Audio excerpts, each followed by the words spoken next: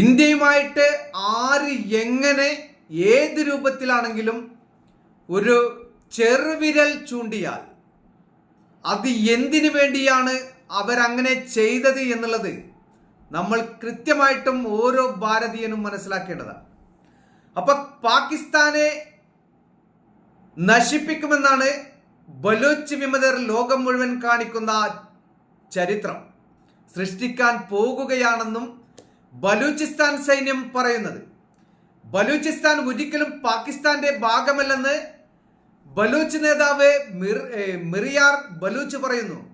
പാകിസ്ഥാൻ സർക്കാർ പതിറ്റാണ്ടുകളായി നടത്തിയ വ്യോമാക്രമണങ്ങൾ, തിരോധാനങ്ങൾ, വംശഹത്യ എന്നിവയെക്കുറിച്ചും അദ്ദേഹം പരാമർശിക്കുന്നു. ഇന്ത്യയും പാകിസ്ഥാനും തമ്മിലുള്ള സംഘർഷങ്ങൾക്കിടയിൽ ബലൂചിസ്ഥാനും അവിടുത്തെ ജനങ്ങളും ഇന്ത്യക്ക് പിന്തുണ നൽകുകയും ബലൂചിസ്ഥാൻ ഡെമോക്രാറ്റിക് റിപ്പബ്ലിക്കിലെ ജനങ്ങൾ ഇന്ത്യയിലെ ജനങ്ങൾക്ക് പൂർണ്ണ പിന്തുണയും നൽകുന്നുണ്ട്.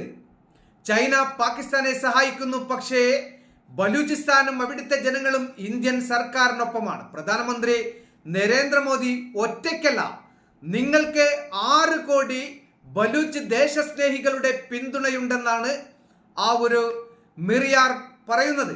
ഇന്ത്യയോടും അവിടുത്തെ ജനങ്ങളോടും മിറിയാർ നന്ദി പ്രകടിപ്പിച്ചു. ബലൂചിസ്ഥാനിലെ ജനങ്ങൾക്ക് നിരുപാധികമായ ധാർമ്മിക പിന്തുണയ്ക്ക് ഇന്ത്യൻ ജനതയോട് നന്ദിയുണ്ടെന്ന് മിറിയാർ പറയുന്നു. അപ്പോ എക്കാലവും 1948 മുതൽ പാകിസ്ഥാനിൽ നിന്നും വേർതിരിഞ്ഞു നിൽക്കുന്ന ആ ഒരു ബലൂചിസ്ഥാനികൾ, അവർ അക്കാലം മുതൽ ഇക്കാലം വരെയും നമ്മുടെ ഇന്ത്യ ഏത് രൂപത്തിലാണോ പ്രയാസപ്പെടുന്നത്, ഈ മതതീവ്രവാദികളായിട്ടുള്ള നുഴഞ്ഞുകയറ്റക്കാർ ഇന്ത്യയിലേക്ക് നുഴഞ്ഞുകയറി നമ്മുടെ രാജ്യത്തിന്റെ സാധാരണക്കാരെ കൊന്നൊടുക്കുകയും അതേ രൂപത്തിൽ തന്നെ 1947 ഇന്ത്യ വിഭജനത്തിന് ശേഷം 1948 മുതൽ ഇപ്പറയുന്ന ബലൂചിസ്ഥാനികളും നമ്മുടെ ഇന്ത്യ ഏത് രൂപത്തിലാണോ പീഡനങ്ങൾ അനുഭവിച്ചത് അതിനേക്കാൾ വലിയ രൂപത്തിലാണ് ഇപ്പറയുന്ന ബലൂചിസ്ഥാനികൾ ആ ഒരു പീഡനങ്ങൾ ഏറ്റുവാങ്ങിയത്. അപ്പൊ ബലൂചിസ്ഥാന്റെ ചരിത്രം എഴുതപ്പെടുമ്പോഴെല്ലാം നിങ്ങളുടെ സംഭാവനകൾ സമ്പൂർണ്ണ സുവർണ ലിപികളിൽ പരാമർശിക്കപ്പെടും. ഇന്ത്യക്ക് സമാധാനവും സമൃദ്ധിയും ഞാൻ ആശംസിക്കുന്നു എന്നാണ് ആ ഒരു മിറിയാർ പറയുന്നത്. അപ്പൊ നമ്മൾ ഏറ്റവും കൂടുതൽ ഇഷ്ടപ്പെടുന്ന ആ ഒരു വാക്കുകളാണ്. പക്ഷേ ചില ആളുകൾ പറയും, ഇപ്പറയുന്ന പാകിസ്ഥാനികളെയും അതുപോലെ തന്നെ ബലൂച്ചികളെയും അതുപോലെ തന്നെ അഫ്ഗാനികളെയും ആ താലിബാനികളെയും ഒക്കെ ബംഗ്ലാദേശികളെയും ഒക്കെ ഇന്ത്യ വിശ്വസിച്ച് നീങ്ങിക്കഴിഞ്ഞാൽ വരും നാളുകളിൽ വലിയ ആ ഒരു അടിയാണ് ഇന്ത്യക്ക് ഏൽക്കുക എന്ന് പറയുന്ന ചില ആളുകളുണ്ട്. പക്ഷേ നമ്മുടെ ഇന്ത്യ എന്ന് പറയുന്നത് ആ ഇന്ത്യയുടെ ഭരണചക്രം കറക്കുന്ന പ്രധാനമന്ത്രിയും അവരുടെ അനുയായികളും ഇന്ത്യയിൽ ആര് വേണം, ഇന്ത്യക്ക് ആരുടെ സപ്പോർട്ട് വേണം എന്നുള്ളത് അവർക്ക് കൃത്യമായിട്ടറിയാം. ഇപ്പോ അജിത് ഡോവലിന്റെ ആ ഒരു വിഷയം ഇന്ന് ഞാൻ കണ്ടിരുന്നു. അപ്പോ പെഹൽഗാം ഭീകരാക്രമണത്തിന്റെ ആ പാകിസ്ഥാന്റെ ഭീകര കേന്ദ്രങ്ങൾ 25 മിനിറ്റിന്റെ ഉള്ളിൽ 24 മിസൈലുകൾ ഇട്ടിട്ടുണ്ടെങ്കിൽ 9 ഭീകരവാദ കേന്ദ്രങ്ങൾ അടിച്ച് തുടച്ച് നീക്കിയിട്ടുണ്ടെങ്കിൽ അത് ഇന്ത്യൻ പ്രധാനമന്ത്രിക്ക് ഉപദേശം കൊടുക്കുന്ന അജിത് ഡോവലിന്റെ ആ ഒരു മികവുറ്റ ആ ഒരു രീതി തന്നെയാണ് എന്ന് നമുക്ക് മനസ്സിലായി. അപ്പോ നമ്മുടെ ഇന്ത്യയുടെ ആ ഒരു വിജയത്തിന് വേണ്ടി എക്കാലവും പ്രവർത്തിക്കുന്ന ബുദ്ധിജീവികളായിട്ടുള്ള ഒരുപാട് മനുഷ്യന്മാരുണ്ട്. ഇന്ത്യ ഒരു രീതിയിലും ഇന്ത്യയെ ഭരിക്കുന്ന ഏതൊരു പ്രധാനമന്ത്രിയായാലും മറ്റൊരു രാജ്യത്തിന്റെ ആ ഒരു ഇന്ത്യയുമായിട്ട് ആ ഒരു ബന്ധം സ്ഥാപിക്കാൻ വേണ്ടി വരുമ്പോൾ നമ്മുടെ രാജ്യത്തിന്റെ ആ ഒരു പ്രതിപക്ഷത്തെ ആരാണോ ഇരിക്കുന്നത് ആ പ്രതിപക്ഷവുമായിട്ട് അവരുമായിട്ട് നല്ല രൂപത്തിലുള്ള ആ ഒരു രീതിയിൽ കൂടിയായിരിക്കും ആ ബന്ധം കൂട്ടിയുറപ്പിക്കുക. കാരണം പ്രതിപക്ഷത്തിരിക്കുന്ന ആളുകൾ പറയുകയാണ്, ഒരിക്കലും അരുത് എന്ന് പറഞ്ഞാൽ ഇന്ത്യ ഭരിക്കുന്ന ഏതൊരു പ്രധാനമന്ത്രിയായാലും അവർ ആ ഒരു ശ്രമത്തിൽ നിന്നും പിന്തിരിയുക എന്നുള്ളതാണ്. പക്ഷേ ഇവിടെ ബലൂചിസ്ഥാനികളായിട്ടുള്ള ആളുകൾ 6 കോടി ജനങ്ങൾ ഇന്ത്യക്കൊപ്പം നിൽക്കുമെന്ന് പറയുന്നുണ്ടെങ്കിലും ഈ പാകിസ്ഥാൻ എന്ന് പറയുന്ന ആ ഒരു പ്രദേശത്തെ പണ്ട് കാലങ്ങളിൽ ഇന്ത്യയുടെ ആ ഒരു ഭാഗമായിരുന്ന ആ ഒരു പ്രദേശത്തെ 1947 ഇന്ത്യ വിഭജനത്തിന് ശേഷം മുഹമ്മദ് അലി ജിന്ന എന്ന് പറയുന്ന ആ ഒരു പാകിസ്ഥാനികൾക്ക് നമ്മളിപ്പോൾ രാഷ്ട്രപിതാവായിട്ട് കാണുന്ന മഹാത്മാഗാന്ധിയെ നമ്മൾ കാണുന്നു. അതുപോലെ തന്നെയാണ് ഈ പറയുന്ന പാകിസ്ഥാനികൾ മുഹമ്മദ് അലി ജിന്നയെ കാണുന്നത്. അപ്പൊ മുഹമ്മദ് അലി ജിന്നയുടെ ആ ഒരു കൃത്യമായിട്ടുള്ള ആ ഒരു നീക്കങ്ങളിൽ ശരിയല്ല എന്ന് തോന്നിയിട്ടായിരിക്കണം 1948 മുതൽ പാകിസ്ഥാനുമായിട്ട് ബലൂചിസ്ഥാൻ വിഭജിക്കണമെന്നുള്ള ആ വലിയ പ്രതിഷേധങ്ങൾ ഉയർന്നു വന്നത്. അതിക്ക് ശേഷം 1971 ഇന്ത്യയുമായിട്ട് ഒരു യുദ്ധം ഉണ്ടായപ്പോൾ ബംഗ്ലാദേശുകാർ എന്ത് ചെയ്തു?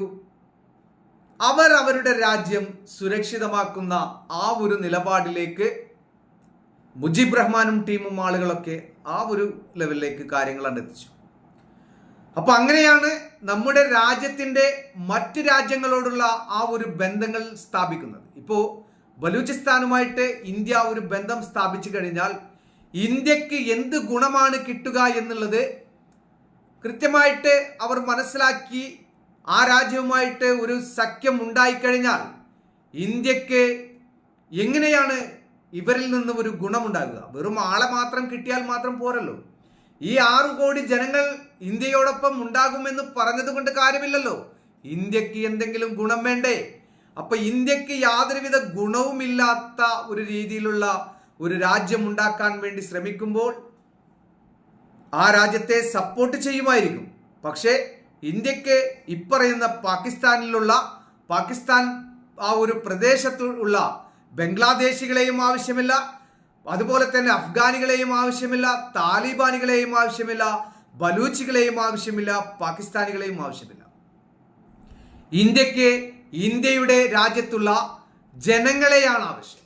കാരണം ഇന്ത്യയുടെ ആ ഒരു നിലനിൽപ്പ് തന്നെ ഇന്ത്യയിൽ ജീവിക്കുന്ന സാധാരണക്കാരായിട്ടുള്ള ജനങ്ങളാണ്. അപ്പൊ ആ ഒരു ജനത്തിന്റെ ആ ഒരു വിയർപ്പിന്റെ ആ ഒരു ഫലമാണ് ഇന്ത്യ മറ്റു രാജ്യങ്ങളിൽ ആ ഒരു പേരെടുത്ത് നിൽക്കുന്നത്.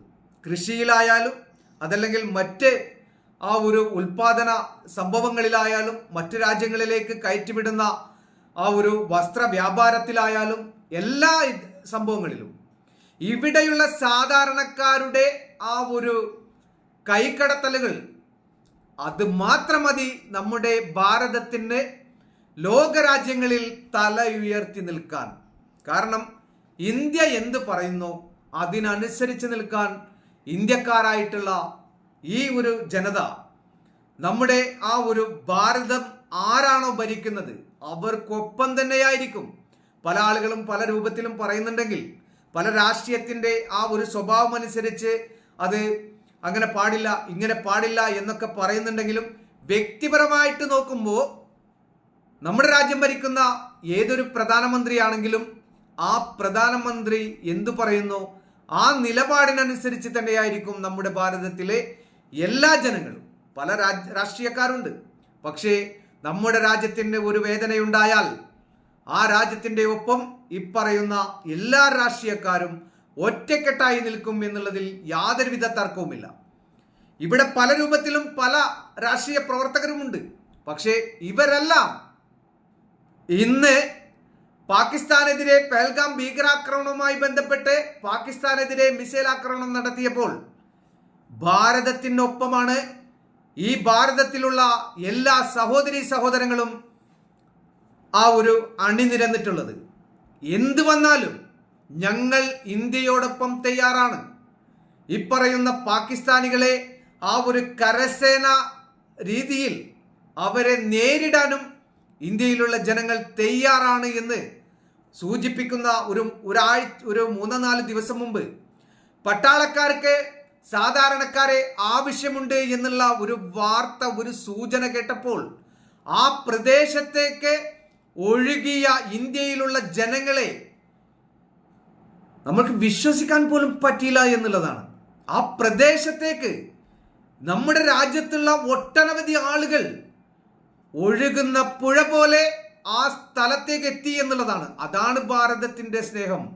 അപ്പൊ ഇവിടെ എന്ത് സംഭവം ഈ രാജ്യത്ത് അങ്ങോട്ടും ഇങ്ങോട്ടും ഒക്കെ ഉണ്ടായാലും അത് ഞങ്ങളുടെ രാജ്യത്തിന്റെ ഉള്ളിൽ ഒതുങ്ങുന്ന വിഷയങ്ങളാണ്. ആ വിഷയങ്ങളെ വലിയ രൂപത്തിൽ കത്തിക്കാൻ വേണ്ടി മറ്റ് രാജ്യക്കാർ ശ്രമിച്ചാൽ അത് ഒരിക്കലും ഇന്ത്യ രാജ്യത്ത് നടക്കില്ല. അങ്ങനെ ഉണ്ടാകുന്ന ഒരു പ്രശ്നവുമില്ല. എന്തായാലും ആ ഒരു ശ്രമങ്ങൾക്കും ശ്രമിച്ചുകൊണ്ടിരുന്ന ആ ശ്രമങ്ങൾ സോഷ്യൽ മീഡിയയിൽ വലിയ രൂപത്തിൽ തന്നെ ഇന്ത്യയിൽ ഒരു കലാപം ഉണ്ടാക്കാൻ ഞങ്ങൾ വിചാരിച്ചാൽ നടക്കുമെന്ന് പറഞ്ഞ പാകിസ്ഥാന്റെ പ്രതിരോധ മന്ത്രിയും അതുപോലെ തന്നെ പാകിസ്ഥാന്റെ പ്രധാനമന്ത്രിയും ഒക്കെ ഇപ്പോ ആകെ നാണം കെട്ട അവസ്ഥയിലേക്കാണ് ചെന്നെത്തിയിട്ടുള്ളത്. എന്തായാലും ഉറുദുഖാനും അതുപോലെ തന്നെ ഇനി ഉരുണ്ട് കളിക്കുന്ന ആ ഒരു രൂപത്തിലേക്ക് മോദിയുടെ കൈയും കാലും പിടിക്കാൻ വേണ്ടി വരുന്ന ആ ഒരു പാകിസ്ഥാനികളെയും അതുപോലെ തന്നെ പാകിസ്ഥാന്റെ നേതാക്കന്മാരെയും ഈ പറയുന്ന തുർക്കിയുടെ ഉറുദുഖാനും അതല്ലെങ്കിൽ ചുരുട്ടുഖാനും എല്ലാവരും ഇപ്പോൾ ഇന്ത്യയുടെ കാല് പിടിക്കാൻ വേണ്ടി നടക്കുകയാണ്. അപ്പൊ ഇന്ത്യ എന്താണെന്ന് പോലും തിരിച്ചറിയാൻ കഴിവില്ലാത്ത ഇത്തരം രാജ്യക്കാരെ എക്കാലവും അകറ്റി നിർത്തേണ്ടതാണ്.